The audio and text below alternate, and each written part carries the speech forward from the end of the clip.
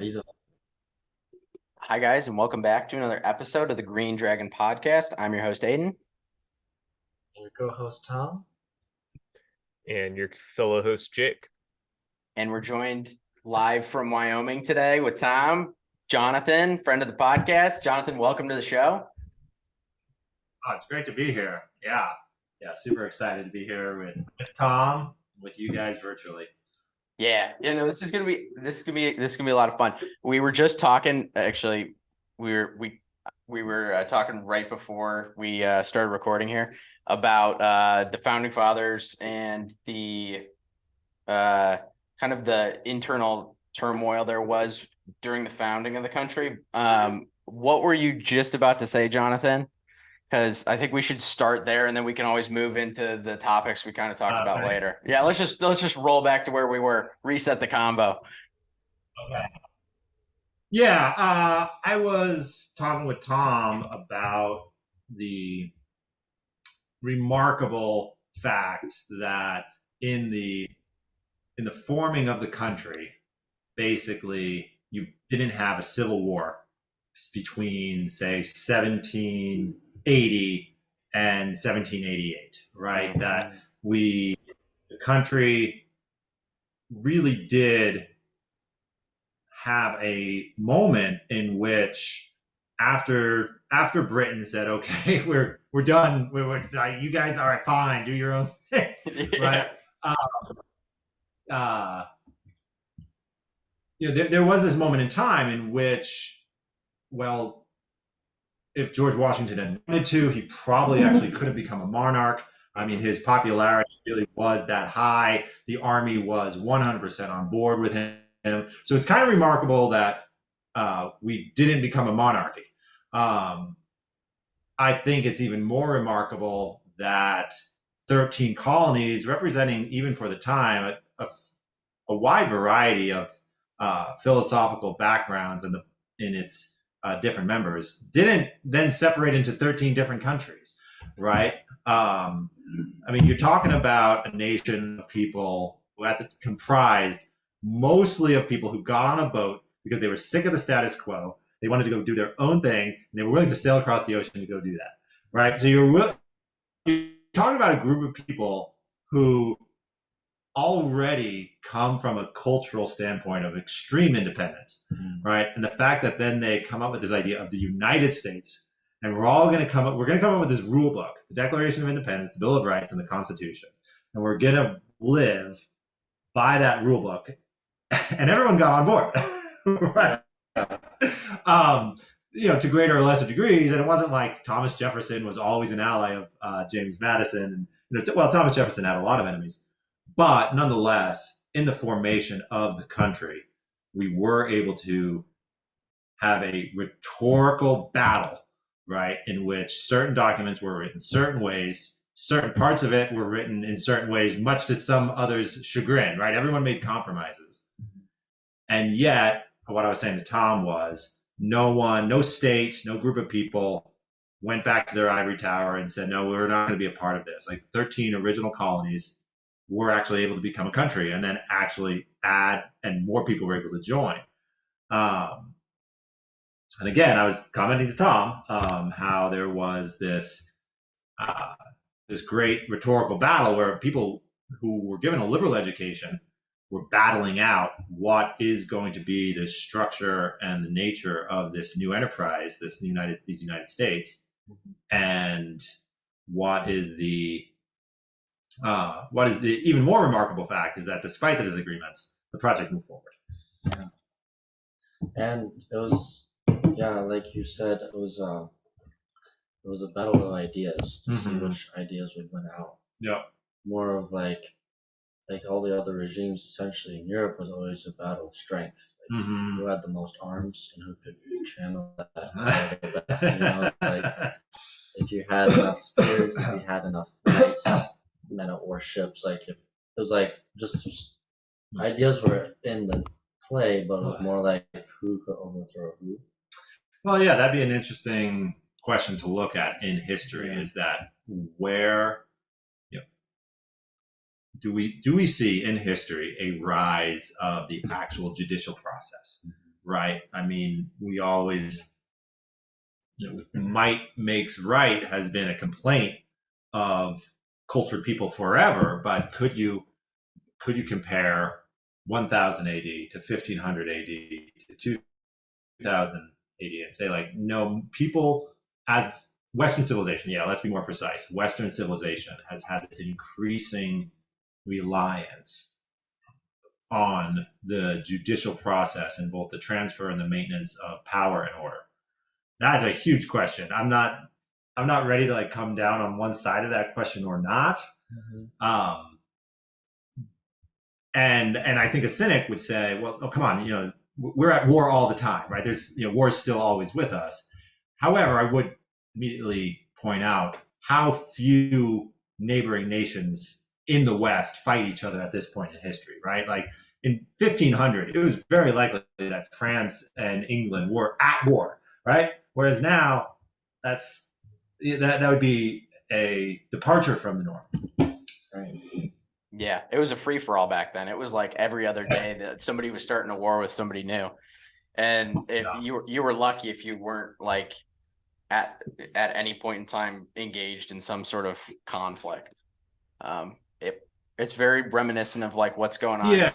At least for for actually a long time in the Middle East. That's kind of like one of the few places on the planet still where there's that. And then if you look at like some of the warring tribes in like Africa and places like that, but for the most part, Western civilization is fairly civilized.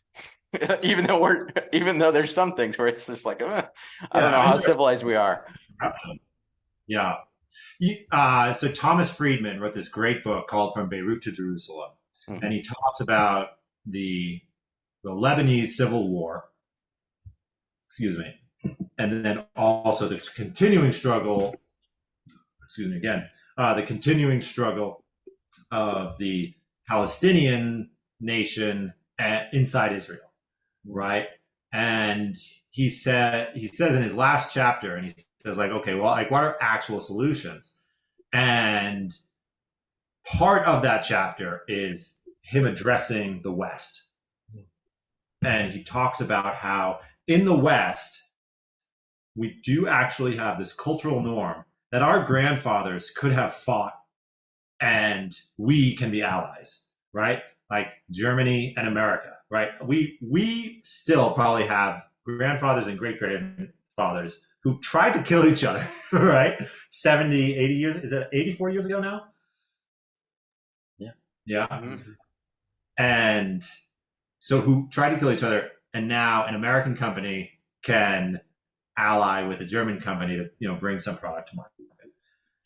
What Thomas Friedman says is that approach is still a foreign idea in the Middle East, right? There's this saying, me and my brother against our cousin, me, my brother, and my cousin against you, right? Where it's like the tribal circles dictate, allegiances. It's not an allegiance of ideas; it's a tribal allegiance. But what Friedman says that I think is really interesting is that he believes that when that Western optimism is brought to the Middle East, it is simultaneously rejected and embraced, right? That there's a certain way in which Western diplomats and Western powers have really struggled in the Middle East. I mean, that's indisputable, right? But he says, but there is this reason to keep trying to be involved there because we do have intellectual and philosophical tenets that culture wants to embrace, but there's just so much friction against embracing it. Kind of like what's the country that has Dubai in it? The United Arab Emirates. Yeah, the UAE. Yeah, they seem like they try to embrace some of it, but at the same time, like I think freedom of religion isn't really a thing in Dubai. I don't know. I think that's right. Yeah. I don't think golly, I wish we had like do we have a fact checker with this group? Well, Jake's kind of. Yeah, we had the man. Yeah, the man in the seat.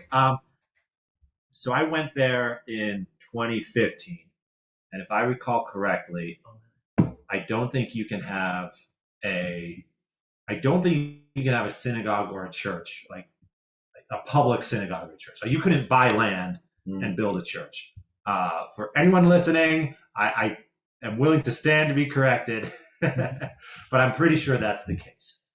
With that being said, the UAE, someone there described it to me, my friend, as the Vegas of the Middle East.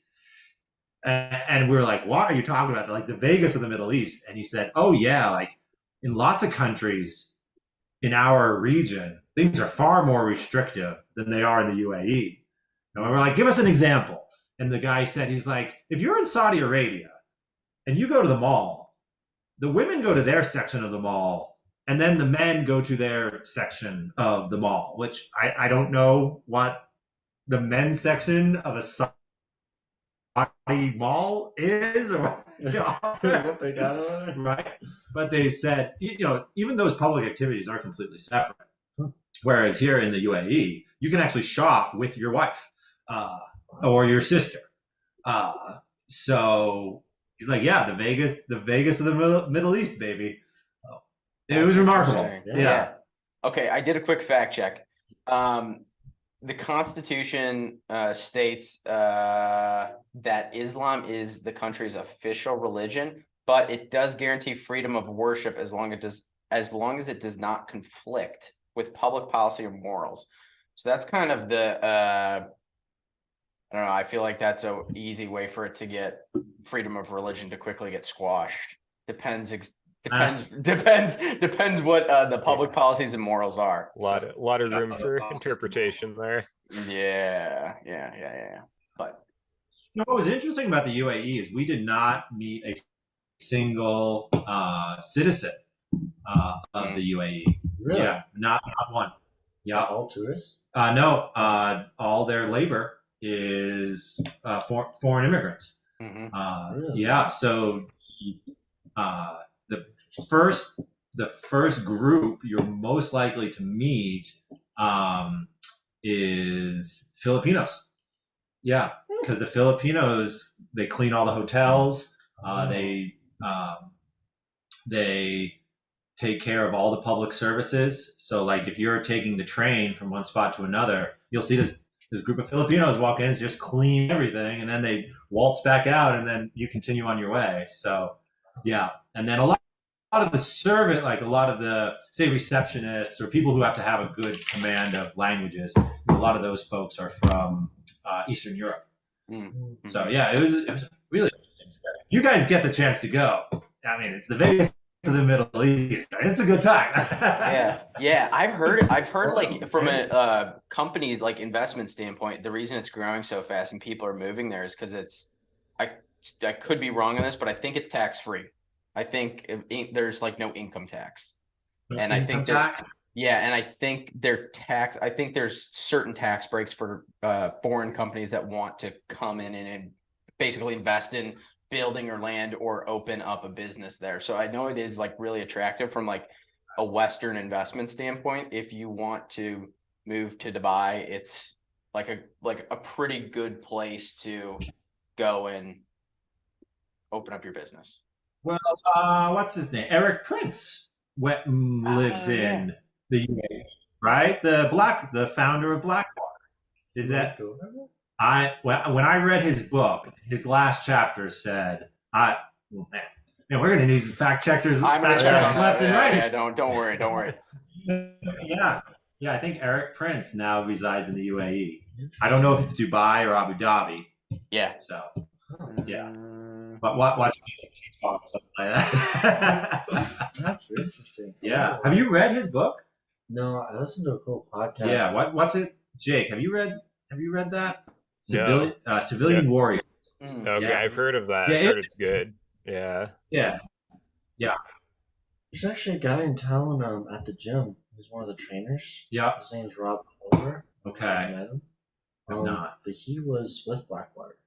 Really? Is this the guy your brother mentioned? Yeah. Okay, yeah. We're supposed to be teaching him jiu-jitsu Oh, really? sometime sometime this summer.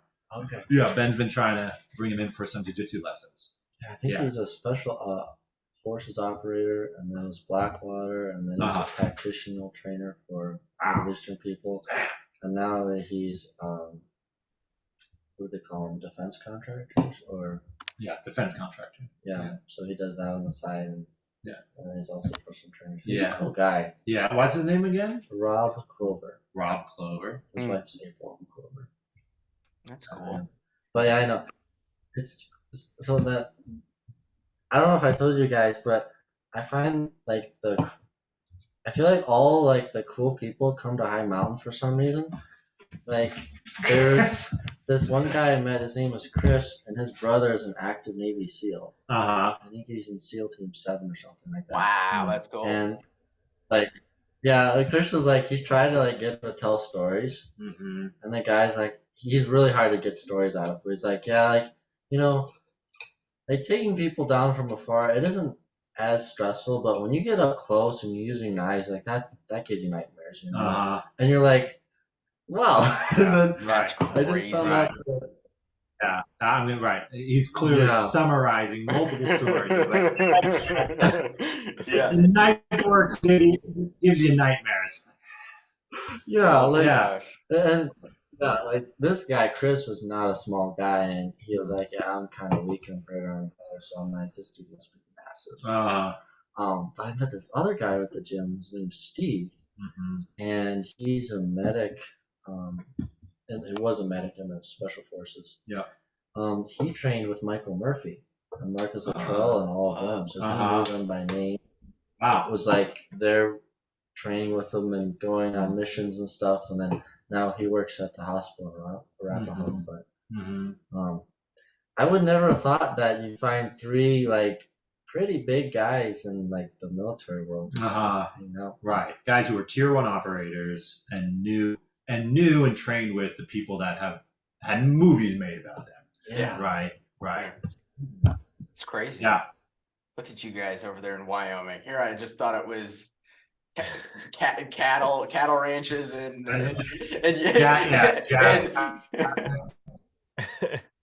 occasional cactus sticking into your boots. Yeah. The snow it blows in sideways. Eric Prince, guys. I just found out. Okay, Eric Prince. He's got a home in Virginia, and then it looks like somewhere in the UK, and then also in the UAE. He was actually he was private security for the Crown Prince of Abu Dhabi in 2010. So he was private security. So that seems to be the connection there. And I think he must have just stayed there after.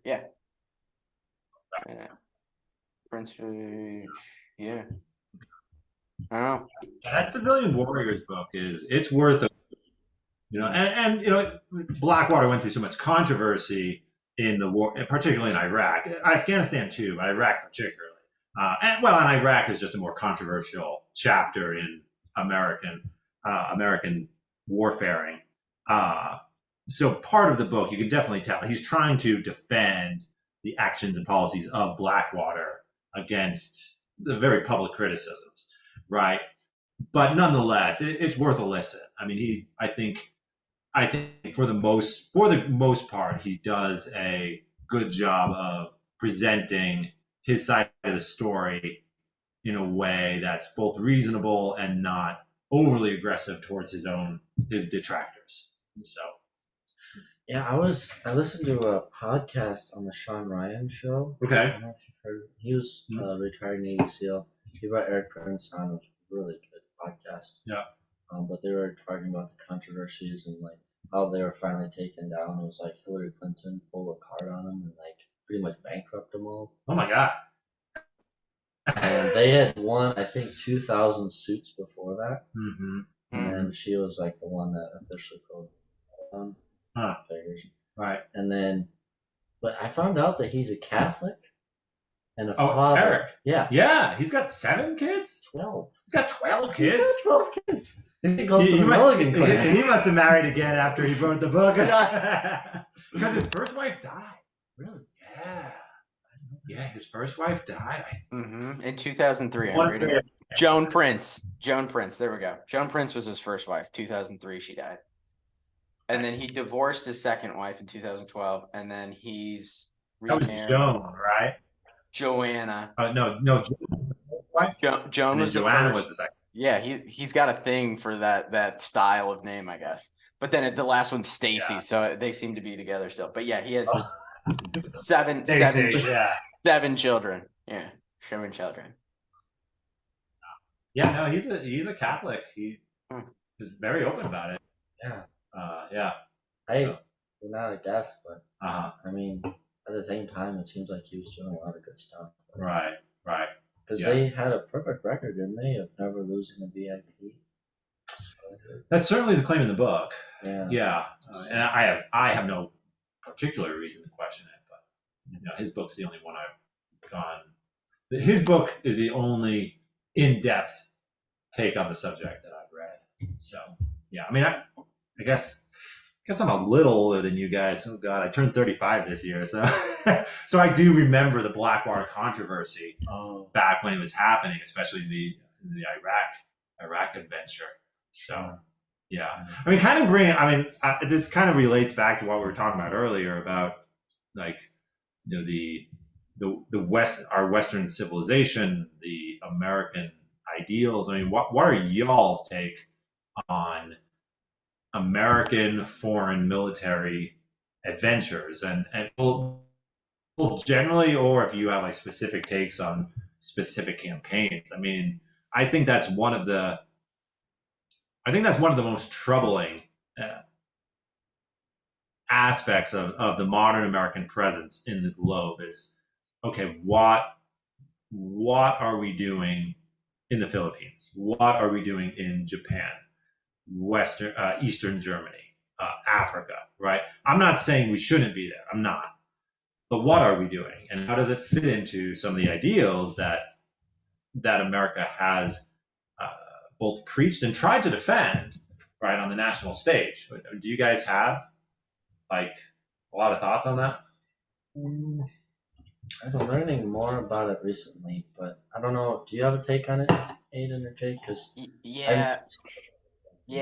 I'm not a huge fan of a lot of the stances we've taken over the years. I understand why we've taken some of them, but there was like a turning point. So you had the end of World War II, and then there was this time of peace, and then obviously you had the Vietnam War, which was, I think, like really the start of this American foreign involvement where people started to really question what are the motives of our leaders. And I think that's kind of when things started to head south a little bit, and people were really questioning, like, why are we in, like, even some of the people that went and fought for us over in Vietnam, like, why are we here? Like, what are we doing dying for our country in Vietnam? And like there really wasn't like a clear objective. And so I think that was like a definite I think that's like a stain on, kind of like a watershed moment where like yes, I want to say the Kennedy administration, right? Everyone was pretty much on board. Yeah. Sorry, that's an oversimplification.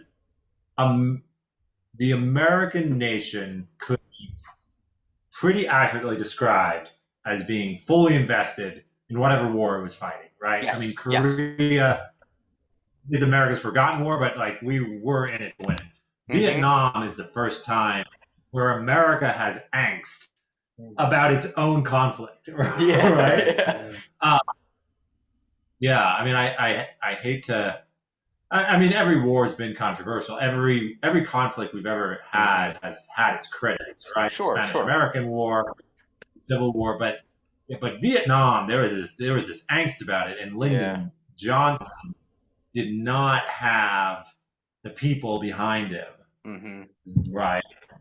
And I think the big change, like between especially the end of World War II and the beginning of the Vietnam War, that I think played a huge role in that from like if you were taking a look at this from like a policy standpoint, is like the military industrial complex kind of becoming a big thing. And I think that was like the fuel on the fire that's maybe had some I think that could have been one of the reasons we were so from that point on, I think war was looked at a little bit differently from the powers that be. And I think since then, because there's so much money involved in fueling a war, we just have gotten ourselves into a lot of situations. I mean, like current example, the war in Ukraine. I mean, the fact we've dumped, what is it now? What's the running total? Is it like 34 billion or is it more now? I think it's 130 billion. 130 billion? Oh, I didn't realize it was that much. But yeah, 130 billion is an insane amount of money. Like that runs, I mean, I don't know what our budget is normally. But I mean, it's interesting, right? Right. You tossed out 30 odd billion, right? And then Tom was like, "No, I think it's like 130." Right? We just added $100 billion to the conversation, and we're like, "Oh yeah, that's crazy," but like it didn't even really raise eyebrows that Tom said, "No, it's 134." Like $100 billion. That's like that. We actually don't have a mental conception for that amount. That's like we don't. It's literally like a container ship with like 100 like 40-foot containers on it worth of cash. Like if you stacked up that much cash, that's how much it is. It's like insane. I think. Yeah. Think about how much money. Oh my gosh. Yeah. Wow. It gets even crazier when you think that we are, I think, close to $33 trillion in debt now as a whole for our country.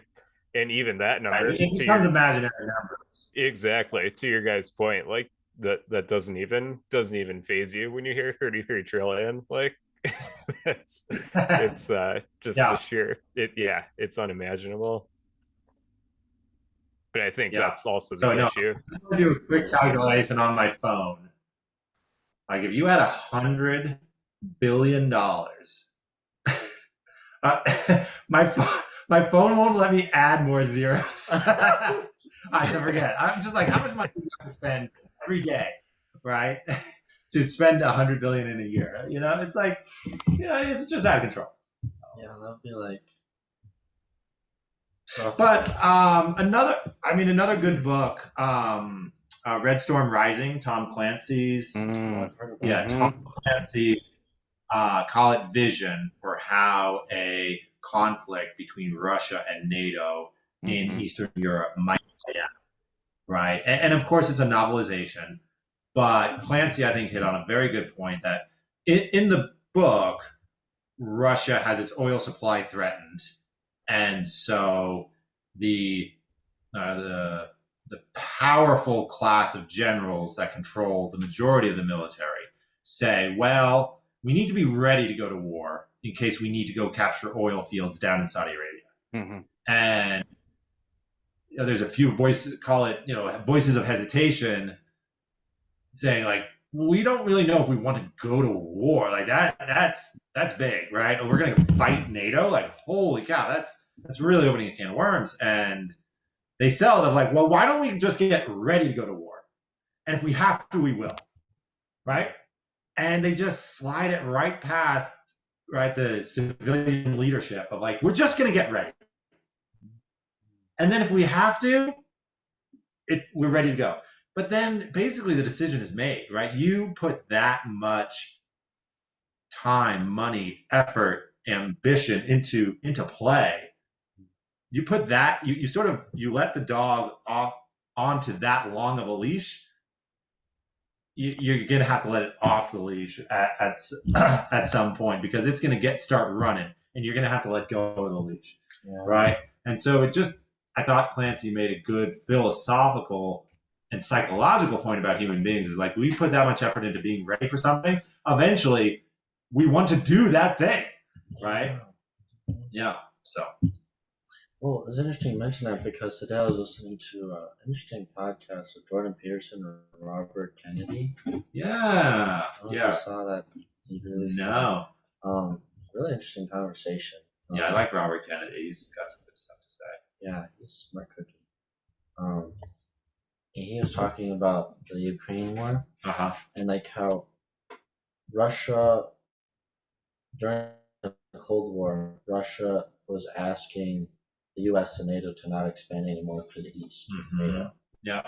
And then one of the Bushes said, we won't move. Yeah.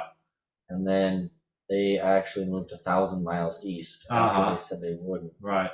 And ever since then, Russia's been really angry because it put Russia in the defense mode where they had to make their army bigger. Right. Right. And they had because they had to they had now more territory to cover, right? Because they were pushed away from the mountains. Is that right? Yeah. So they had all now like new NATO defense posts on the border of NATO. So Russia had to build up their stuff so that they're not caught off guard. And so it's interesting with them in the Ukraine. This is what Kennedy was saying, that Russia just wants Ukraine to make sure that they don't join NATO, and that they give back the places that they were pretty much, well, I'm not sure exactly how to describe it, but they were hurting a lot of places that were very Russian. Okay. There was like a couple of massacres, I think, after 2014, because there was a massacres of ethnic Russians. Yeah, there's like two cities, especially I think, or two parts of Ukraine that were really hurt after 2014 when the Democratic leader of Ukraine was overthrown in a coup that was set up by the CIA. Yeah. What was that called? Like the Orange Rebellion or something like that? Hayden. Working on it. So I think after that, this coup was put in place by people that the U.S. government wanted. And then it made Russia really mad because then Ukraine just started to beat up all the Russians there. Yeah. So Russia essentially, this war said, give us back those places. Yeah. Don't join NATO. Yeah. And do a couple other things and we'll leave. Right. But there's been no peace talks. But Russia. Well, there's a rumor that Zelensky was ready to say yes to the Russian, call it the peace package, right? Oh, interesting. There's a rumor that Zelensky said, all right, fine. Basically these regions that are populated mostly by ethnic Russians, they're not really under our control anyway. So what's the point? And the rumor has it that the West convinced Zelensky to play hardball at the negotiating table. Because, again, the narrative goes, and I'm getting a lot of this from Peter Zeihan. And I think he's got some good things to say. I think he might oversimplify some stuff, but hey, if you're going to teach, you have to simplify certain things. Zeihan says that if you're going to really sum up American and Western policy in Eastern Europe, the West, to some degree, has believed that we're going to have a showdown with Russia, I'm going to say before 2030.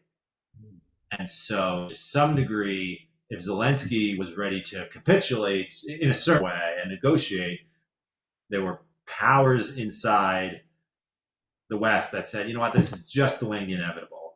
We'd rather fight in Ukraine than fight in Poland. So let's convince Zelensky to fight now. Interesting. How can we ever confirm such rumors, right? It sort of fits what has happened, right? But we can't ever know the backroom conversations that really have occurred for probably at least 10 years, right? I mean, just like the COVID vaccine campaign, like we won't we probably have to wait another, I'm going to say 6 or 7 years for the power dynamics to have shifted enough that some of the background realities to be fully explicated, right? What did BioNTech really know? What did Pfizer really know?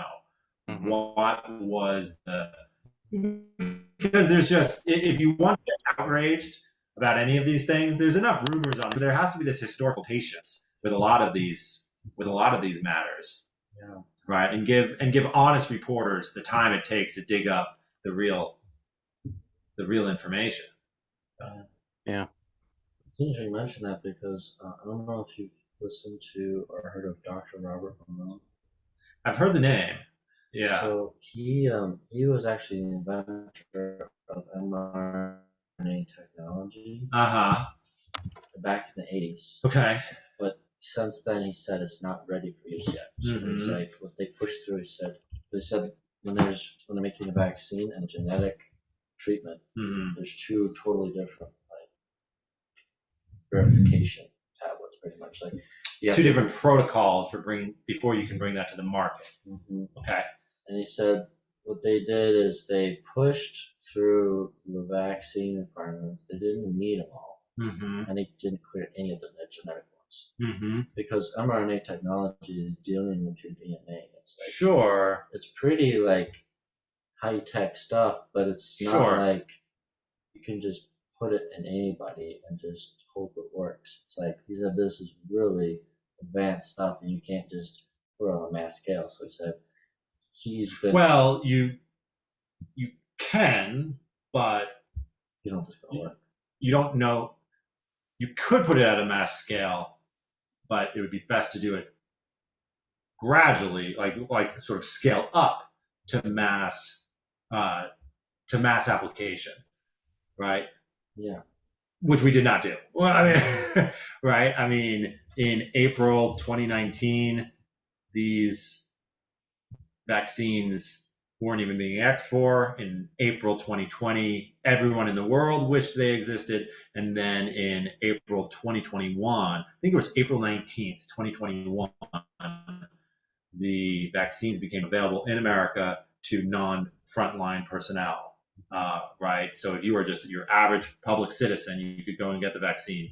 I think it was April 19th, right? And so then immediately after that happened, the narrative became you have to get this, right? I mean, that's a very fast application of a new technology. Yeah, and one that wasn't put through hardly any real trials. And then the more you hear about it, the more they're like, oh yeah, we never did a trial on that or that or that. And then it's like the efficacy when it first came out.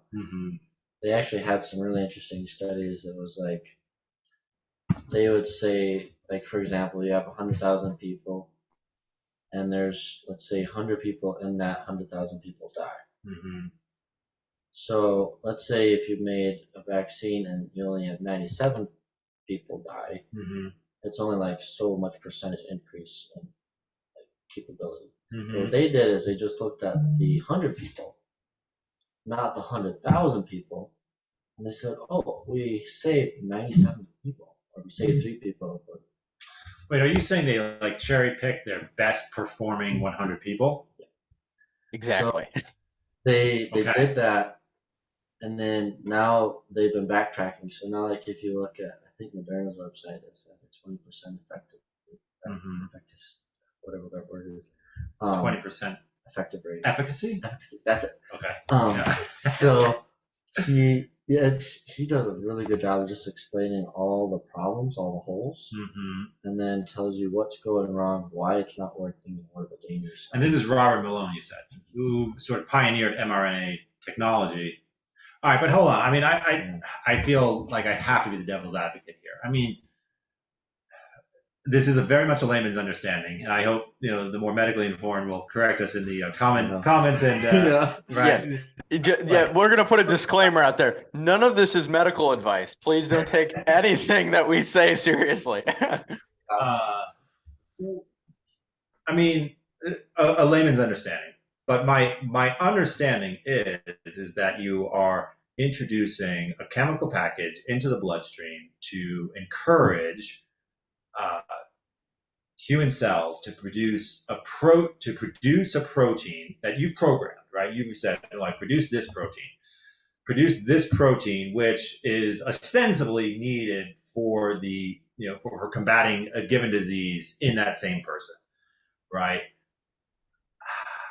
I mean, can we not say that there's a certain elegance to that, right? That you enable the body to produce the very defense that it needs against a certain disease. And I know this is a simplification both of the technology and then also the human response to it.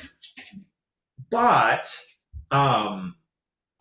if so much of a body's response to anything, I mean, the need to digest food, the need to get rid of to bind and to get rid of waste products in the body, right? So much of what our body already is doing is relying on cells producing certain proteins. Again, like, you apply a treatment to the entire population, you're going to have casualties, right? It's not going to work with everyone. But are we wrong to think that the mRNA model is not, in fact, probably the future of medicine? I mean, have you guys heard anything either way? I mean, it does seem like it's supposed to be, moving forward, the gold standard, right, in medicine.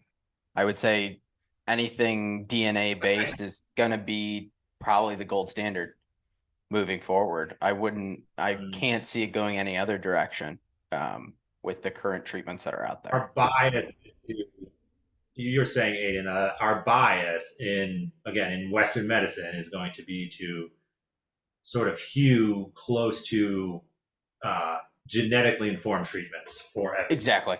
Yeah. I would say that with probably, I'm not in any way informed. I'm not in any way a professional here, but just looking at it from an outside perspective, I would say, based on the current treatment regimens and what current doctors are providing and being taught, I would say that's probably going to be the standard moving into future generations as well. I can't see it going any other way. Yeah. I think you have to.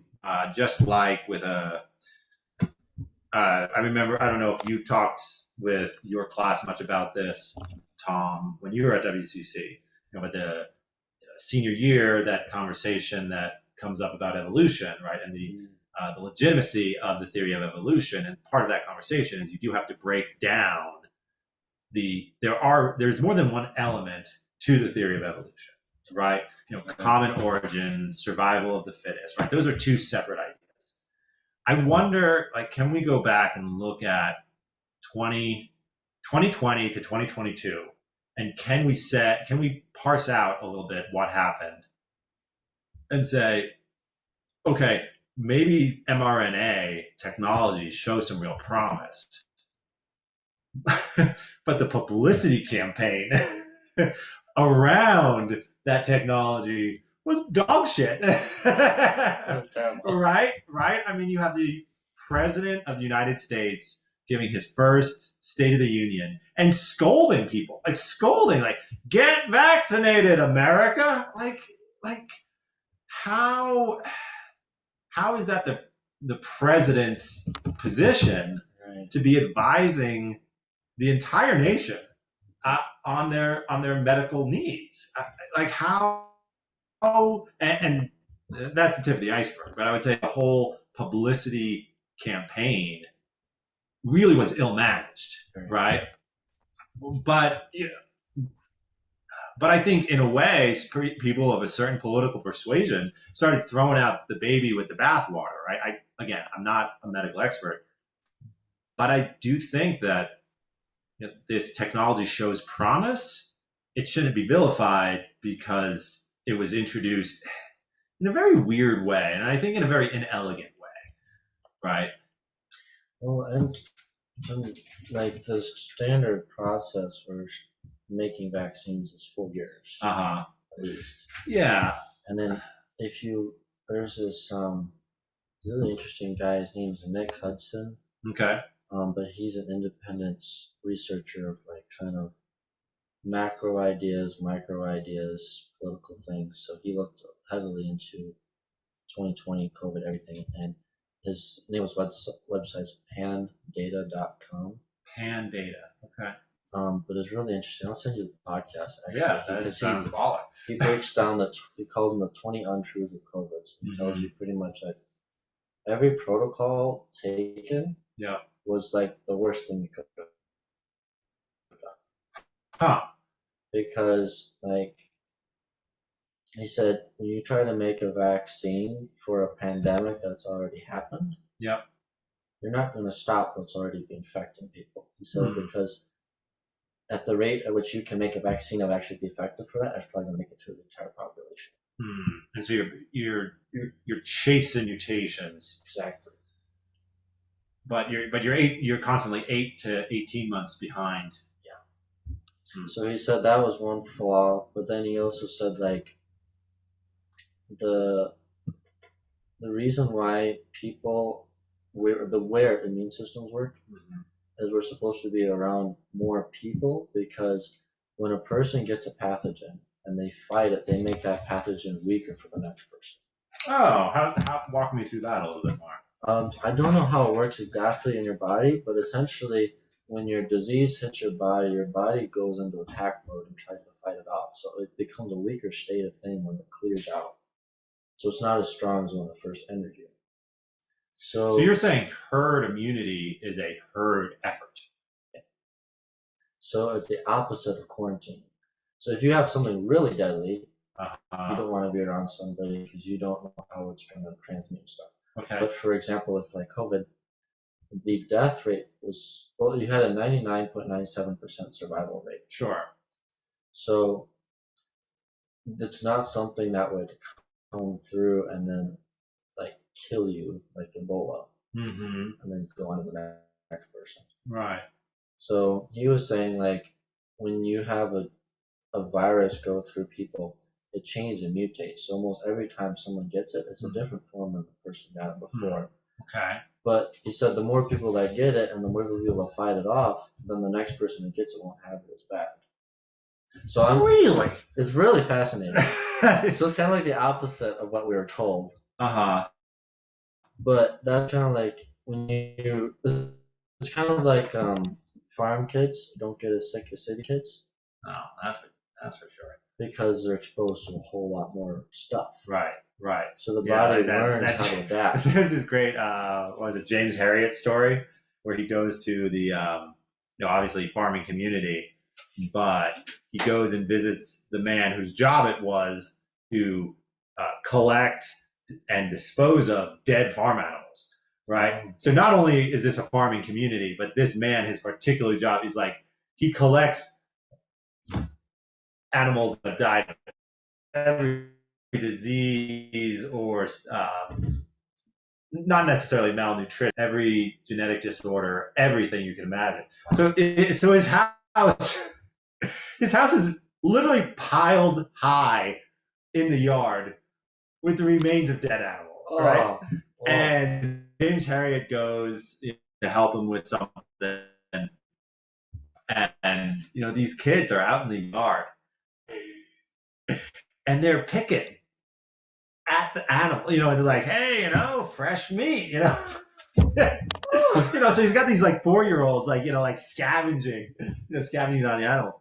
But even Harriet makes the comment, he's like, those kids never got sick, They are exposed to every disease, northern England where they were, that they could possibly come into contact with. And they had immune systems that were the envy of the medical community. Yeah, it was wild. It was wild stuff. Yeah, and he's talking about like the kid like sticking his finger inside like the marrow of the bone, and getting like a big old goo, and you're like, oh, this is awful. Yeah, never got sick though. Yeah, I'll send it to you. Yeah. It was like I don't know, maybe like 8 months ago I listened to it. So okay, so what's the name again?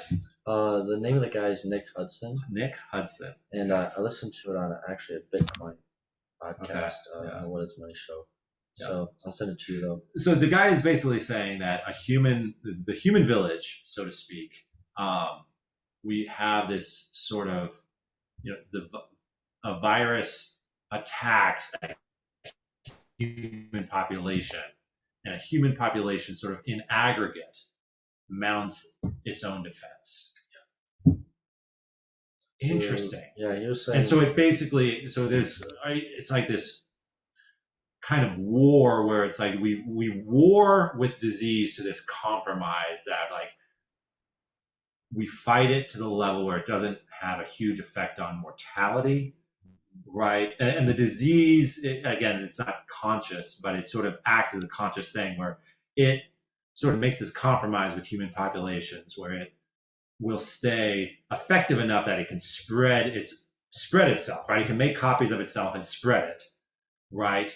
But it sort of dials down its aggressiveness so that a human population can maintain itself even with the presence of the disease in that population.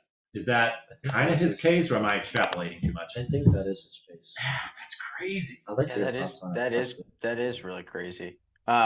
What's interesting too is like how like fragile, like if that disease, like I'm just thinking back to like when Westerners first came, like when the Europeans first came to like North and South America too, and how the diseases they brought along, like smallpox, for instance, wiped out like a huge portion of the Native American populations. And so like it's interesting too, like even though one group of like one community, one kind of like micro population of the world could deal with something just fine, another portion of the population that hasn't been exposed to that illness, it might be just a normal cold for the people that have experienced it or adapted their immune systems for the last like 1,000 years. But then you take that same I know Europeans probably had chicken pox or a mild case of smallpox in childhood. Yeah. Mm-hmm. And so when they came over, they were probably, they gave this disease to people they came into contact with, but they had probably been asymptomatic for years. Yeah, probably. Yeah. Yeah. It's wild to think about though, because like for one person, it could be a completely benign thing to deal with. And then for another person, it could completely wipe you out. Like what it makes me think of is when I was my junior of college, I went to China right before COVID actually. Really? And I just remember how sick I got after just eating the food for like 2 weeks. I was so sick by the time I got back home. And I was like, why? Like everybody else, and of course, everybody over there is fine because their immune systems are built to handle a different type of bacteria and a different profile of bacteria. But same thing if you go to like Mexico too. It's like if you have the food or drink the water, it's like, what do they call it? Montezuma's revenge or something like that. Montezuma's revenge. Yeah, just completely wreck you. Yeah. So it's interesting how like different, like your ability to handle different viruses and different bacteria completely varies based on where you're from. That's fascinating. Right. The human body is fascinating. Yeah. I was wondering if you would did you put some notes in the doc? I did. You did? Yeah. I was wondering if you wanted to elaborate on a couple of your thoughts there, because there was one about the idea of WCC, if it still needs to be in existence. Oh, yeah. And Alan has been really curious. And we've kind of had a role on here with like WCC graduates. Oh, really? Oh. So awesome. We've kind of like. I am probably the oldest one that you've had on. I think so. Yeah. But I just thought I would take on it. Can I add one thing? Can we get a little bit of background too on when you were at WCC, since we've had all these other alum and current students? Can we get your background at WCC when you graduated, all that stuff? What class? Oh yeah, Yeah. yeah, for sure. It was worse then.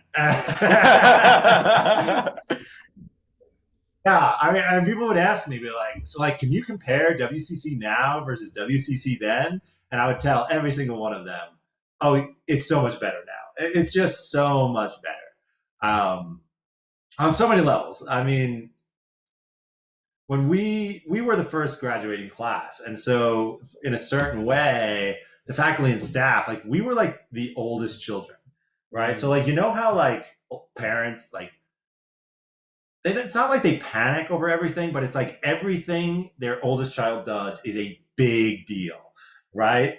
Like it's a huge matter. So like, to give you an example, like I remember it was probably October, and we were in like 6 weeks into classes. We had gotten over that initial like 2 weeks of excitement where everything's great, everything's super exciting. Like we were 6 weeks in, people were starting to slack off. People were starting to play COD instead of reading their Aeschylus. You know what I mean? Like people were staying up late. And so we got called as a class into a meeting with all the faculty and the president of the college. And we're given a lecture about going to bed on time. And it's like, we're literally a bunch of 18 and 19-year-olds, right? We're at college for the first time. The first class, there were no older students. So we were literally college freshmen completely on our own, right? We're going to stay up late. Like, it's going to happen, right? And we're getting this lecture about the importance of sleep and going to bed on time. And even at the time, of course, you have to nod and be like, yup, you're right. 7 to 8 hours, good, normal bedtime. Even in the back of my mind, even as a 19-year-old, I was like, this is going to do nothing, right? Yeah. No one is going to be in the middle of a multiplayer Call of Duty, dorm-wide, capture the flag, right? Like, all right, everyone, are you in or are you out? And no one is going to be like, Professor Jackson told me to go to bed, so, I know I'm kill count leader, but I'd better stop, It just doesn't happen. It doesn't happen. So anyway, so it's better now. But then, there were just so many things that were just, we hadn't figured out what works the best, right? So the outdoor program was very primitive. The dorm life was still being figured out. This how to schedule classes. I mean, everything, right? I mean, there's a great saying that if you're going to do anything, it's best to avoid doing it for the first time, especially if you want to do it well, right? Mm-hmm. So WCC is better now. That's basically all there is. But a couple of years ago, I was sitting down with a group of sophomores, and I basically said, look, the philosophical vision statement of the college says that Wyoming Catholic was founded in a response to a crisis in Western civilization.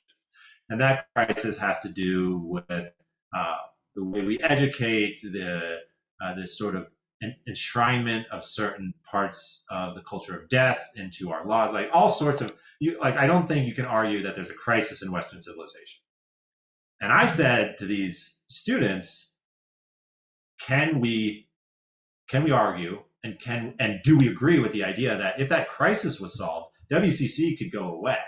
And I think what I was really getting at is the liberal arts model really meant for people who are younger than your typical college student? Should the liberal arts be taught starting around 7 years old, right? And then sort of brought to perfection by the time someone's 16 or 17? And that was my real question. And it's still something that I think about. But frankly, the older I get, the more I think, no, the liberal arts would be best served if they were taught to people who had just achieved the age of reason. So basically, I'm here as a graduate of WCC who says that eventually I want WCC to go away.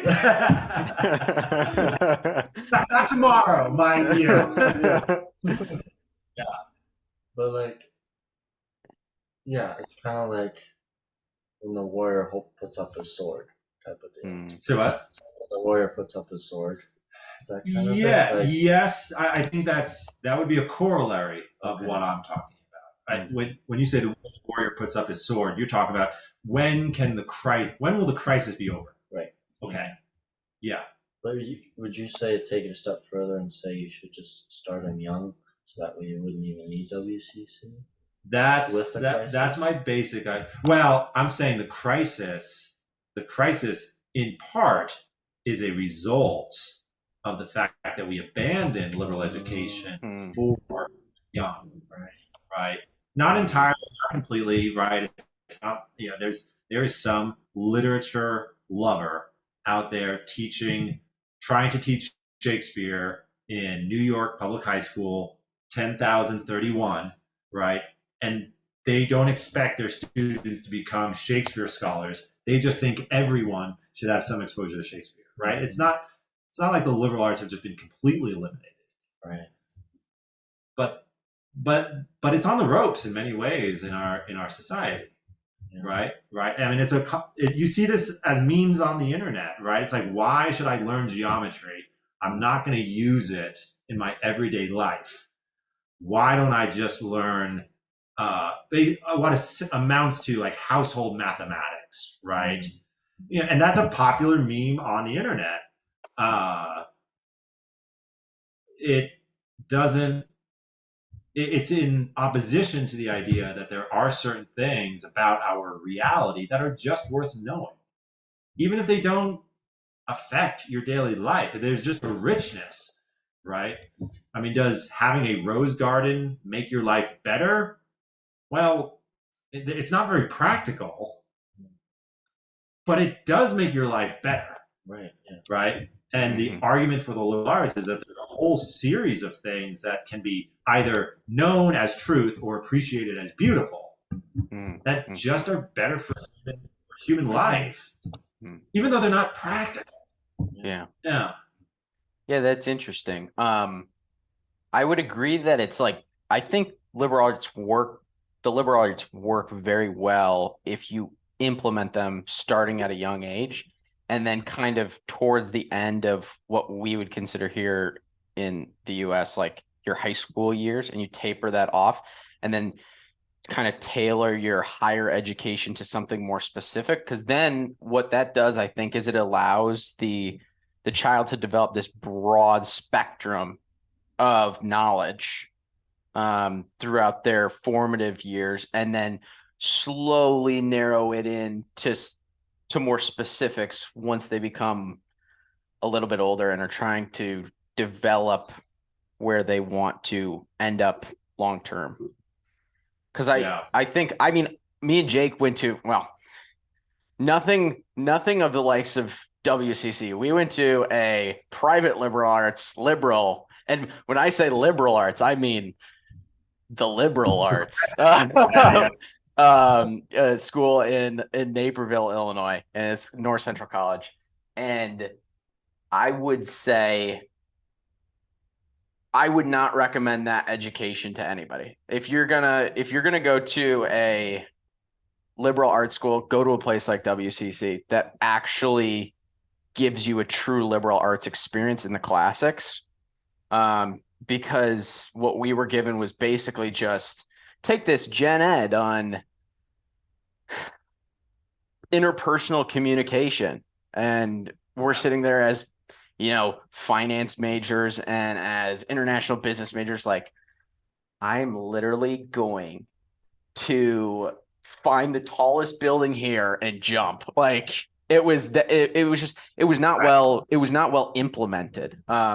So I think if you're there, like, you might as well go to a trade school, like, or go to a school that skips the whole gen ed thing, like, because there's so many public institutions out there that are trying to do the liberal arts thing, and they've just completely destroyed it.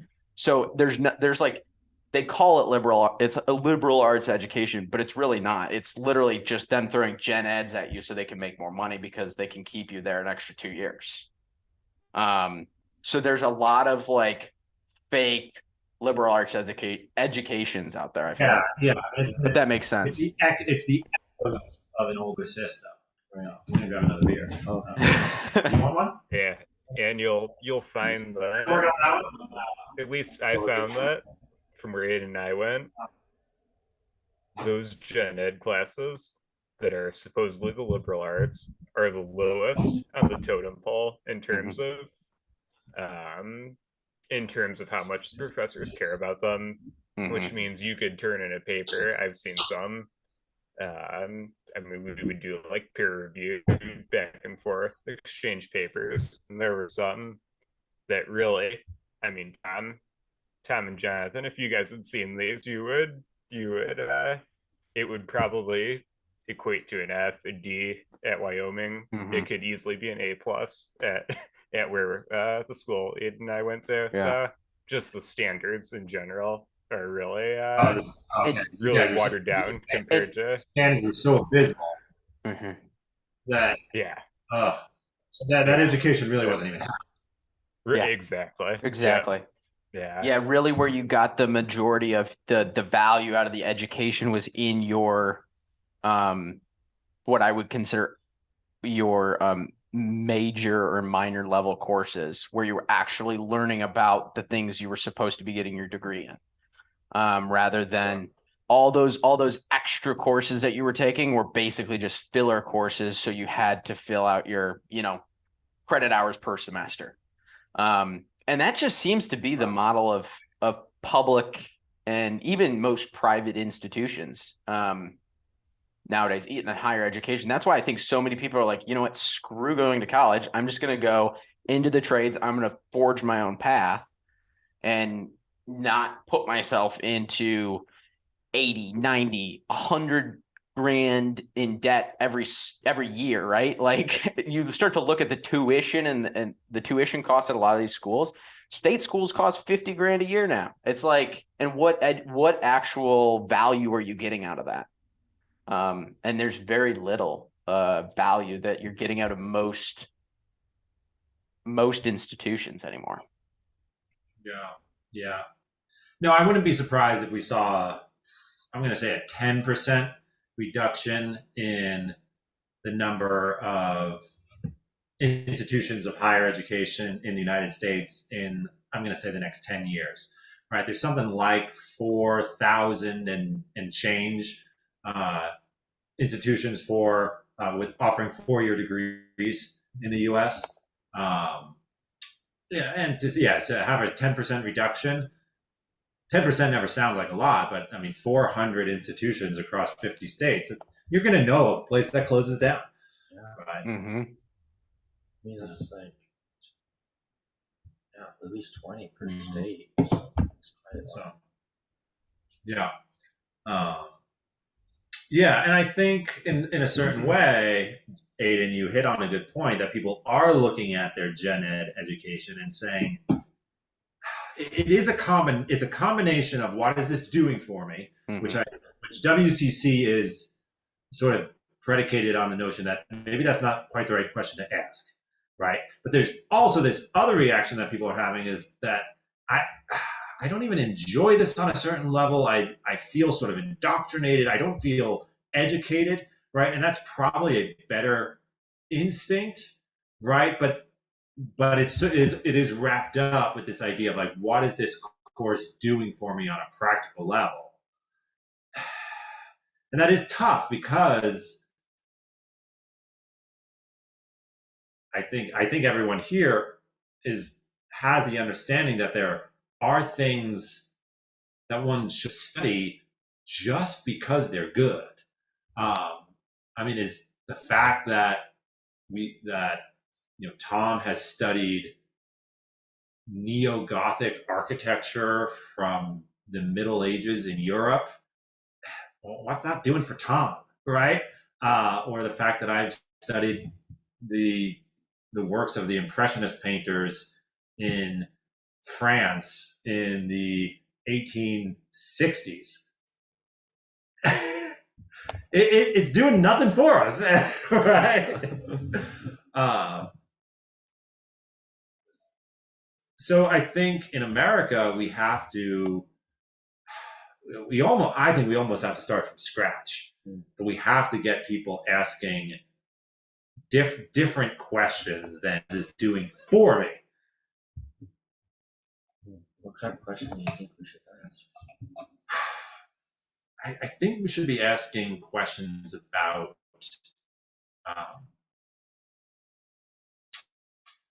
I'm going to actually say contentment, right? Or just knowing things about history, science, or philosophy. To say those things make you happy isn't quite the right word, right? Happiness is a complicated subject. But there's a certain contentment that does come when you behold something beautiful or know something true. And I think if the American population as a cultural value could be appreciating and moving towards those things, we'd be more content people, and as a result, a happier society, right?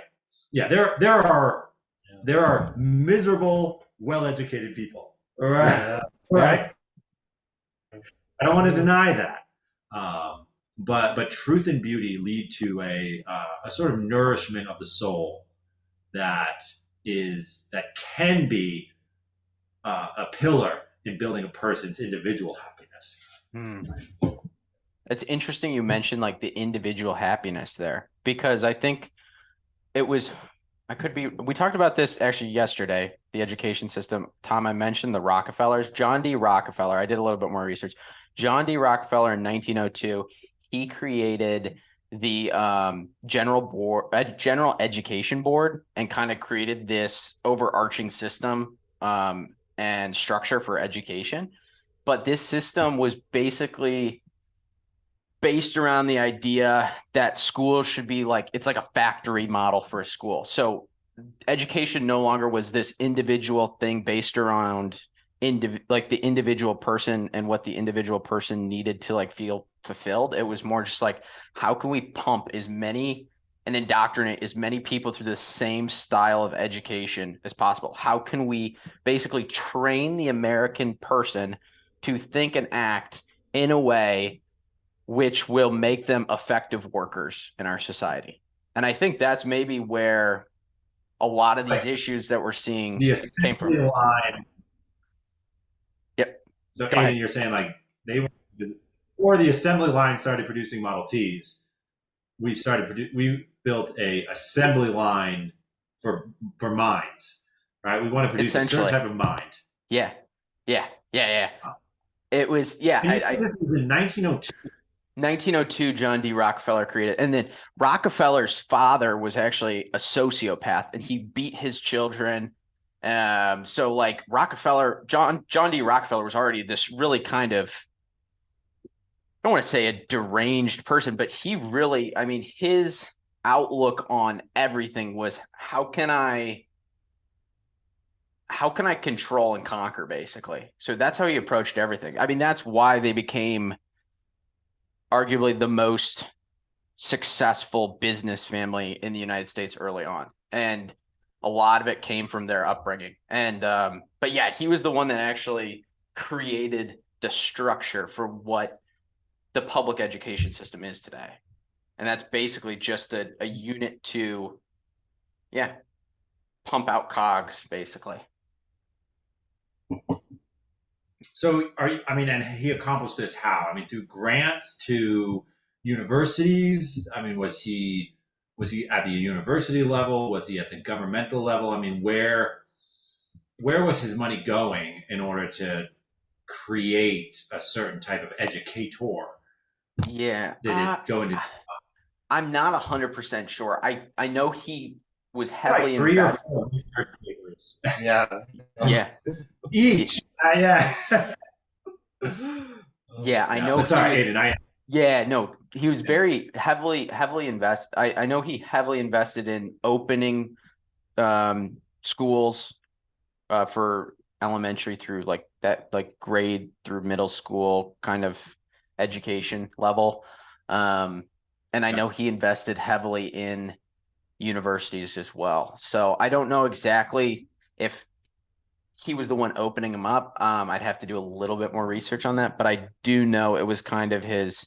And then he obviously started the board of education. So, which is kind of crazy to think that a businessman started the general education board in an attempt to create more workers for basically his system that he was thriving in. He essentially like made the American people a slave so he could profit off them. Is the general gist of what he did. It's really insane when you start to look at some of these guys early on. The Rockefellers were extremely corrupt. And then obviously the Rockefellers went on to create the central bank. They were part of the central banking system as well. So there's a lot there. Yeah. They were influential in encouraging the creation of Federal Reserve. Mm-hmm. Is that right? Because the Treasury existed forever, right? The Federal Reserve was created, so that would have been the early 1900s. 1913. 1913. So early to us, but I mean, kind of late in the country's existence. Yeah, and I think that was the fourth one that actually made it, because the other three, like central banks, were all cut down.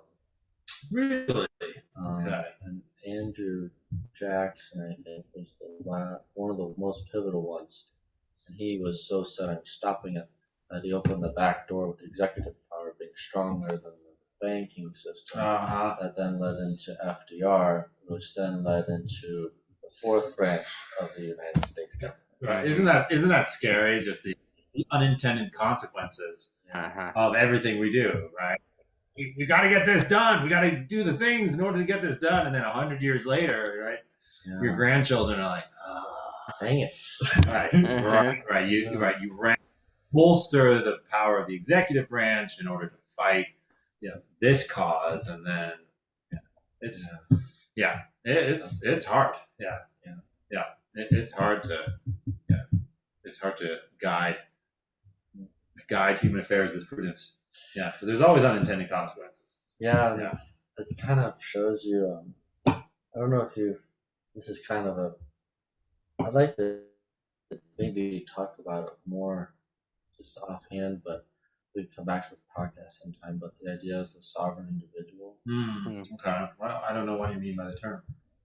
So there's this idea of sovereign individuality in the sense that there should only ever be one king, and that king be God. Okay. Jordan Peterson actually gave a really good talk on this, but he said that essentially the only true king is the one that can know everything and do everything. Okay. Because he knows the future, the past, and the present, so he understands how everything works. Yeah. He said when you have one person try to make those laws based on his education, prudence, and raising, you get a very skewed outlook on life. So let's say a king has good intentions, but he puts a lot of laws in place that he thinks are good. Yeah. But it takes the people under him capacity of doing, let's say each day you have 1,000 things you could do that are good. Right. He says now you only have 100 things you could do that are good, because I've dismissed the 900 thinking they're not as good as the 100. Okay. So you just can do this now. So he limits the capacity of each person and their freedom. Therefore, it limits how much good they can do on an individual level. In an effort to curtail possible abuses? Okay. So it's really interesting, but it essentially shows that that's the reason why kings have been a failing system for so many years, because you're trying to put all the power of how many thousands or millions of people under one person's intellect or their power. Yeah. And the more you try to centralize that power, they can't be everywhere all at once and helping things work out. They're only here and they hear stories through other people, then they make a decision and go back. It's like kind of playing telephone, you don't get the full truth, you can't make the right decision. So it's kind of like saying you can't really do it as a human. So the idea is if each person has the ability, based on understanding what God's laws are, that they can then make the best decision for their life, knowing themselves how they act, being around a community that is around them. But essentially the idea is if that was more prevalent in America, you probably wouldn't see a lot of the corruption that's happening. Because if the central... yeah. Okay, it's keep a going, big keep idea. going. It's a big idea. But the idea is essentially if someone in Washington that you never met can determine to devalue 10% of your wealth, like that, then you would have a much better predictability of how you use your wealth, which is how you spend for the future. Okay. Yeah. Now you multiply that, so you have, let's say, you have the defense. You say, oh, we need this many taxes for this, but you don't really get to say what we build, how we defend ourselves. Then you have the other part say, well, we need environmental controls, but you don't have any say in that. You said another person says, oh, we need better education in the federal part, but you have no say again. So it's like you don't really have a say in how your life is determined, but there's a handful of people that are directing your whole life, essentially. Wait, you're saying we're in an effort, you're saying the objection to the monarchy system you just described is that it limits your freedom of expression for, and I use expression not in terms of words you speak, of just the way you live your life, right. Of your expression for the desire for good things. That's right. But what we're drifting towards is sort of a return to that higher level of that control far away from the individual. And so that sovereignty that our democracy attempted to establish is almost by a magnetic pull. That sovereignty is drifting back to one loci of control. And right now, is it the oligarchy of Washington and the military-industrial complex, or the Silicon Valley? Like, who are these oligarchs? Right. But you're saying it doesn't really matter who they are because it's not you. Yeah, essentially, yeah. So if they're good people, that'd be us. But even the best person is incapable of meeting all the needs really that you should have in order to live the best kind of life that you could live. I mean, this is the threat of freedom, right? I mean, if you give people freedom, you just have to accept the casualties of freedom, right? Like, if you go anywhere in the world, you're going to find people who have consistently and systematically use their freedom to hurt themselves and everyone around them. And then, but the next step is, how do you make the other people around them impervious to their violence, so that they have no incentive to hurt you? So let's say if you're invincible. Let's just say we were all invincible. This is other things you realize after 30, and one of them is invincibility is a myth. You get out of bed in the morning, you're like, I shouldn't have put the pot on the upper shelf. I got this shoulder thing now. Well, anyway, sorry. I'd like to go into jujitsu later if you're down. But just the thought experiment. Let's say if you can't be hurt, then there's no incentive for someone to hurt you to get something. Because if they can't do it, then they're going to look. They won't try. If they know, they won't try. So like, it's always like the cost benefit analysis essentially. That's like why Wyoming is a place with low criminal rates comparatively to the countries, because there's so many armed people that the bad guy is like, do I want to really face the armed person? They may be a really good shot, be good with whatever. I may not make it out.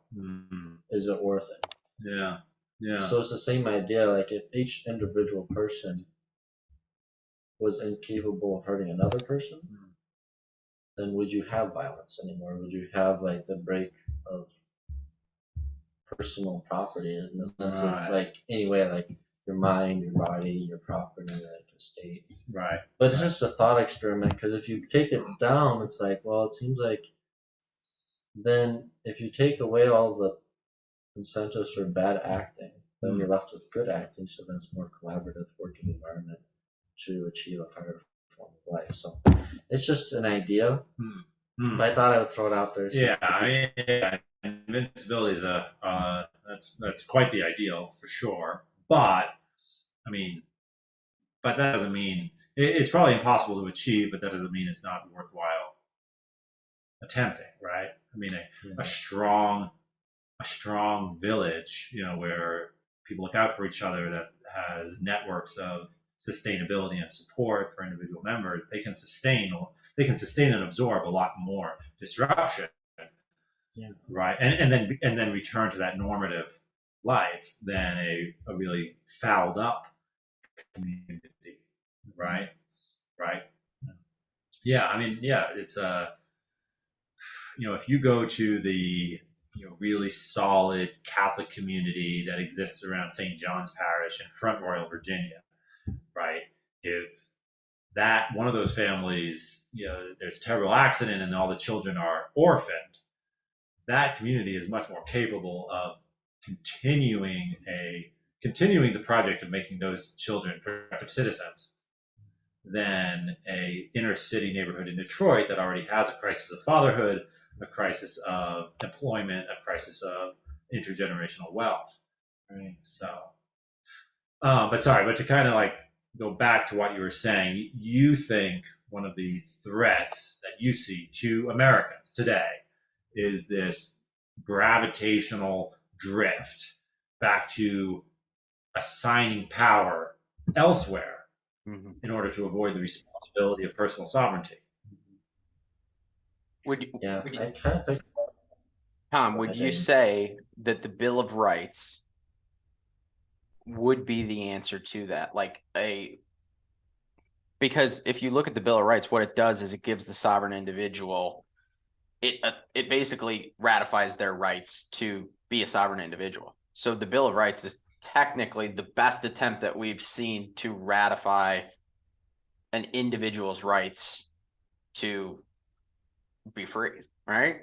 Or to try to achieve that invincibility that you're talking about. Even though that isn't possible, it's like the best attempt to prevent the overreach of a regime. Because if you look at like the Bill of Rights, right? Like First Amendment gives you the ability to exercise free speech. Second Amendment is your right to exercise the ability to defend yourself. So right there, I mean, right away, you're talking about giving the individual the freedom to make those choices to protect themselves. Well, you're giving them the freedom to make terrible choices. And terrible choices too. Yeah, Let's sure. agree about that, right? You're giving them the freedom to make horrible choices. And I think again, I'm kind of thinking if you kind of try to think from that devil's advocate perspective, I mean, maybe Rockefeller had this sort of like, God, freedom opens so many doors. Like, look how I suffered. Look how my siblings suffered, right? A sociopath was able to wreak such havoc on our lives. Wouldn't it be great if I could prevent that from ever happening again, right? But that idea is corrupting, right? Like you almost have to allow the human population. You have to have this terribly frightening trust in the human population, knowing that you are going to witness some tragedies because of that trust you place in them. Yeah, you have to let chaos. You have to let the chaos. Oh, yeah, go ahead. Sorry. Oh, I was just going to say Catholicism embraces that in its narrative of the interaction between the divine and the human. But even if you just leave that aside, you could say that a person with some ability and some power and some foresight could have a similar terrible choice of Yeah. How much do I allow other people to mess up? Mm-hmm. Yeah. So that's like the fundamental question, because that's like the first thing God gave us was life, and the second thing He gave us was freedom. Mm-hmm. You couldn't really have life without freedom. So like, No, we effed it up. yeah, real bad right off the start. So, Right. but it's like, but He chose it because He thought it was good. Hmm. Like when He made Adam and Eve, He said, this is good. And like, He just don't do the one thing. Just the one thing. You know, anything else, just don't do the one just thing. one thing. And then they did the one thing. They did. So We did. We did. We did. Yeah.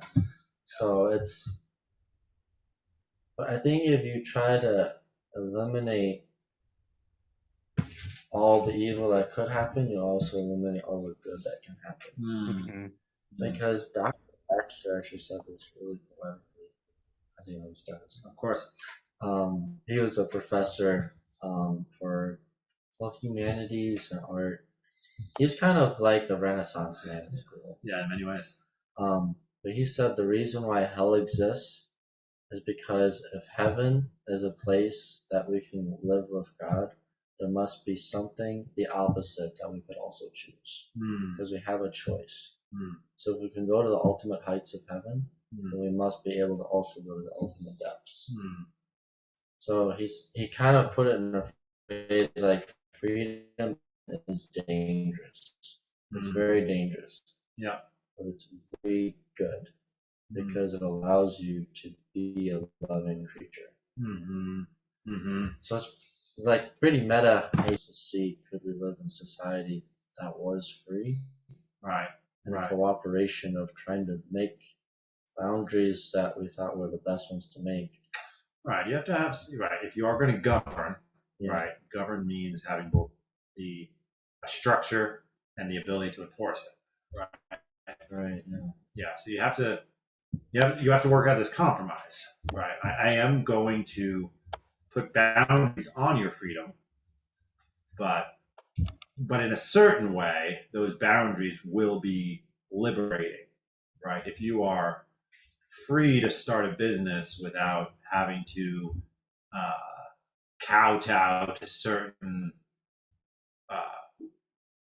warlords, gangs, local power plays, right? If we can set up a system in which, yes, you have to pay taxes, yes, you have to obey the law, yes, you can't do sleazy things, but that's going to give you and your neighbors the freedom to live without certain ills.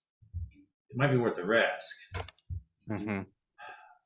Yeah, I mean, Jordan Peterson does talk about how there's this sort of kind of our lizard brain pulls us towards being a chameleon, right? Pulls us towards just blending in and being unseen by our peers and the world in general, right? And it takes a certain bravery to be visible, right? I think that we're kind of hitting at some of the same things here that you're saying, that people, both for themselves but also for the society that they observe, there's this gravitational pull, this back towards this lizard level rule by the strong man, right? Because at least then we will have peace, right? And peace, order seems really good, and it is good, right? And so it's this constant battle to be more really visible in the world rather than blending into the crowd, right? Yeah.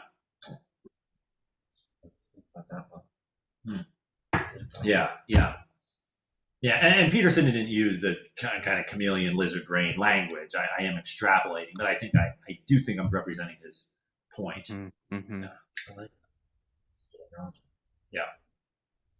Yeah. Like, let me just delegate sovereignty of myself to the local strongman, because there's a simplicity there, right? I can just then focus on getting food, resources, a certain modicum of pleasure. The decisions of war and culture and religion. Yeah, I can just delegate those out, right? Yeah, because human beings, we have this sort of, we do have this drive towards efficiency, right? Mm-hmm. How much can I delegate out so I don't have to think about it? Because thinking is hard and it takes work. And Nice. Yeah. And it's something else Jordan Peterson talks about is like, if you want more meaning in life, you take on more responsibility because you have more on you. Yeah. Which is kind of like the opposite of what I guess normal society is, which is saying go find your meaning, like go on an adventure. But he's saying like, no, like where you're at right now, just pull as much responsibility as you can to make this area around you as good as you can. Yeah. And go from there. Yeah. Right. Are you willing to sort of don the mantle of responsibility, both for yourself but also to some degree those around you? Right. Yeah, and that's always why I've sort of bristled when people say things like, "Oh, graveyards are full of indispensable people," right? Or every CEO is either dead or about to be dead, right? Right, on the cosmic scale. And it's like, yes, that is true, right? But can we make a distinction between the individual who bears that mantle, right? And I use mantle in that in the historical sense, that certain jobs, right, certain roles in society came with a literal mantle, right? If you were a judge, you wore one thing. If you were the king, you wore another. Can we agree that the mantle has to be worn? Somebody has to wear it. And that mantle is essential. So yes, graveyards are full of essential people.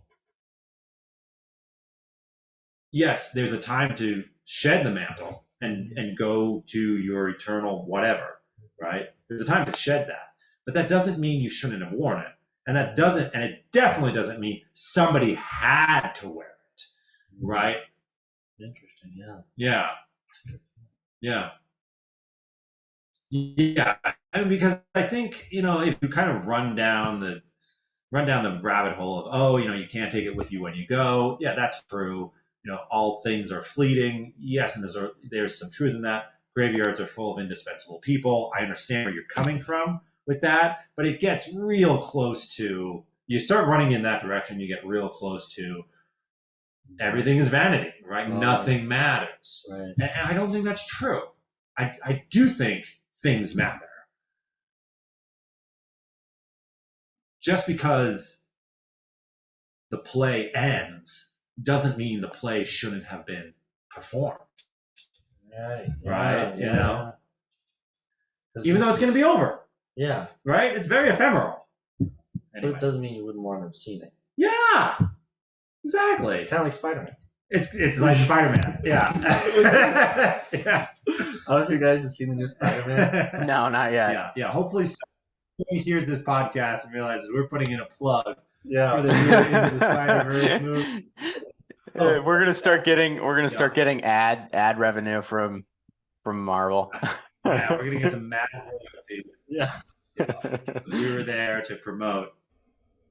Wow. I mean, I'm gonna go see it again this weekend. It was. Oh yeah, definitely. Yeah, it was that good. I would like to see it. Yeah. It was one of those. It's like a good book. You finish a good book and you're like, I'd read that again. You finish a good movie, I'd watch that again. There's more to unpack here. So, yeah. Yeah, and actually, I feel like that movie was very American, actually, in the sense of like. How so? Like like in American history, we have a lot of stories of like one heroes. Mm-hmm. The one hero that stood up and fought. Right. Washington, Davy Crockett, right. Hacksaw Ridge. It's like the one guy who was like, no, I'm going to make a stand. Right. Lone Survivor. Lone Survivor. Yeah. Perfect example. Absolutely. But like, I was talking to Ranger about this a little bit. It's like when danger occurs, people come back. But then there's a guy who's going to take the first step forward. And whoever that person is, everyone else will start to follow again. Yeah. Yeah. So, like, I don't think there's a spoiler, but when Spider-Man sees what should have been good, and everyone else is telling you, no, you can't do that, and we're going to stop you. Right. He says, no, I'm going to still go for it. Yeah. And then he starts to convert all the other good people, and they start to help him fight the rest. They're trying to keep him from doing good things. So, yeah, that's actually a lot of meta thoughts in that movie. Right. Yeah. Okay. I'd be curious to think about that some more. Right. Could only Western culture, and specifically American culture, have produced a movie that says you have to forge your own path. It is absolutely essential. Yeah. I'd be curious about that. Yeah. Because, I mean, maybe it's just we're not around the other cultures as much, but... Yeah, I mean, British culture obviously produced Robin Hood. Right. Robin Hood. That's not exactly... Yeah, that's not an American product. No. Right. Yeah. William Tell. Braveheart, the Scottish guy. William Wallace. William Wallace, thank you. Thank you. Fact checker. Yeah. Yeah. You need our man. Yeah. Ran in the chair. I mean, I wish I had my notebook here because I'm like, oh man, there's all these things that we really follow up on. Yeah. So make sure I'm not just talking out of my ass about 11 politics, 1980s. You know what am I talking about? Too funny. Yeah. No. Well, my only real connection with my only true connection with the Middle East is that I have been repeatedly mistaken for a king of Arab. Oh, really? Yeah. Oh, absolutely. Oh, yeah. Yeah. And sometimes, like, before I went to Israel, my mother said to me, she's like, I had a bigger beard at the time, and I was going back to Israel. And my mom said, like, do you think maybe you want to trim the beard back? I was like, are you kidding? No, like this has been months of work, which when it comes to growing a beard, it's really months of just neglect. But anyway, it's like this is taking time, And my mom's like, I think you should shave. You look like a Muslim.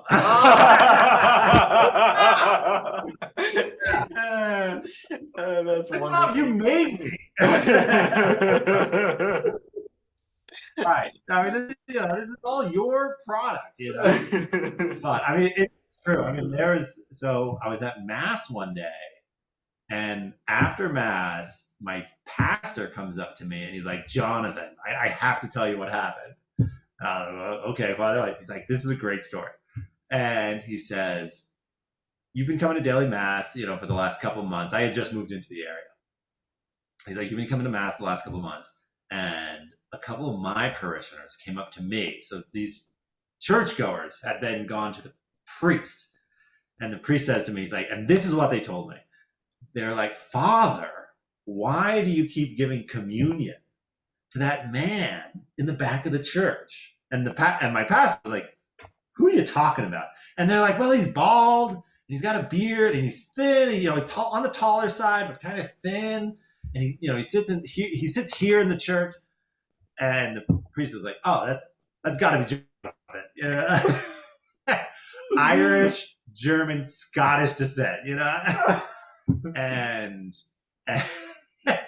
and they're like, Father, why do you keep giving him communion? We don't think you should be. And my pastor said, well, why not? And they're like, Father, he's a Muslim terrorist. He is. He's scoping out the joint. We're 2 weeks away from a bombing. He's gonna walk in one day with a suicide. He was onto something. Yeah. Oh, I know. It was hilarious. I never found out who it was. I know. Yeah. Yeah. At least we can laugh about it. That is too funny. Yeah, it was great. It was great. And I will say, I've got more mileage out of that story. Right. So they've really given me a gift, right? Yeah. It was their gift to me. Oh, that's hilarious. I mean, because how funny would have been if I had found out who it was, and like, just like at the sign of peace, like stand next to them at mass, right? And have like the kiss of peace, be like, Allahu Akbar. Or like be wearing wear like a weight vest underneath like a heavy jacket and just kind of like open it up a little bit. Sociopath wear a weight vest with a big coat in the middle of July. Too funny. And then wearing Khabib Nurmagomedov's hat. You know, the big like fluffy, the big fluffy hat. Yeah, that he wears. Yeah, guys, this podcast is not going on YouTube. This is gonna be a Rumble exclusive. Between this and the talking about COVID, we're gonna get like 5 strikes in one podcast. We got a strike on YouTube, actually. No way. They said if we got another strike, they deplatform us. Damn, what were you guys talking about? We just said ivermectin. You said ivermectin? Yep. That's it. They said that. We said drinking might be beneficial for your health. That could have been it too. I don't know. But I don't know. Well, if they pointed out that it was ivermectin. Did you speak positively about ivermectin? Very. Oh. Yeah. Well, maybe you should have balanced it out later. And like come back to like YouTube neutral and be like, oh, and just to keep us on the platform, I hate ivermectin. I hate ivermectin. I hate ivermectin. Yeah, exactly. We'll just clip that from this podcast and we'll put it on YouTube and see if they even it out. Yeah. Yeah. Huh. It's wild. It's wild. We have many issues with that. Spotify, Apple, and then pretty much. So they must have a program that just sort of calls your audio files and can up ivermectin and then flags it, and then it goes to some, essentially censor employed by you. They listen to maybe a 10-second clip, right, and say, they said something positive about ivermectin, flag them. Yeah, I would suspect, most of the work was done by an algorithm, and then a person sort of signed off on, give them a warning. Yeah, I think that's what happened. Yeah, it's crazy. It's crazy. Yeah, because we got that probably like an hour or so after we dropped the video, right? Yeah, it was almost immediate. Almost instantly. So I don't know. It's crazy. They pulled the video. Yeah, so it was. I mean, it's a private utility. Like they can do whatever they please, right? Mm-hmm. I mean, you do business with them on the terms. I mean, I mean, I recognize that now people are saying that certain public platforms should be basically public utilities, right? Your freedom of speech is now exercised in these ways. Mm-hmm. Sorry, YouTube, Twitter, Rumble, so forth, but you are now the forum. Right. I don't know. I don't know. It's an interesting topic. Yeah. But what other? Weren't we supposed to hit some other things today? Weren't we supposed to talk about Bitcoin? Oh, were we supposed to talk about Bitcoin? Bitcoin, jiu-jitsu. I think we missed actually every topic we said we were going to cover today. Architecture was the other one. We might have to do podcast 2.0. I mean, we're already at like 2 hours. Are you serious? Yeah. Oh, yeah. So we should. Yeah. I mean, if you'd be down, we can get back on. Yeah. I guess I can get back on. We can do all the things we should have. Yeah. Another time. This was just the warm up. This was a warm up podcast. Right. None of this has been recorded. None of this has never hit the record button. Oh, too funny. Yeah.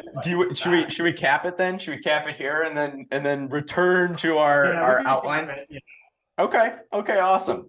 All right, then let me close it out and then and then we can return to our outline on a different day.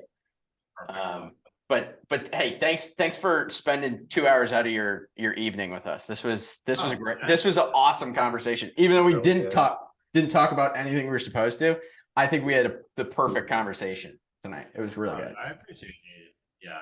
Next time we're gonna start grilling Jake. You know, we want to hear more of his opinion. I was just a lot of good opinions getting thrown around. So really enjoyed hearing your perspective. Ivermectin and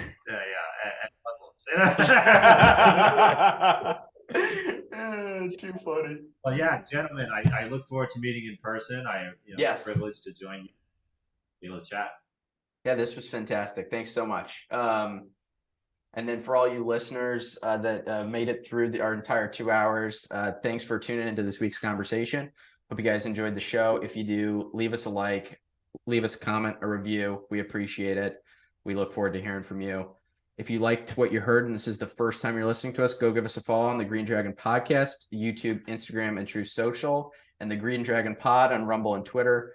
You can also listen to our podcasts that drop every Friday morning at 5 a.m. on Spotify and Apple Podcasts. But until next time, be safe, fight for what you believe in, and most importantly, be a good American.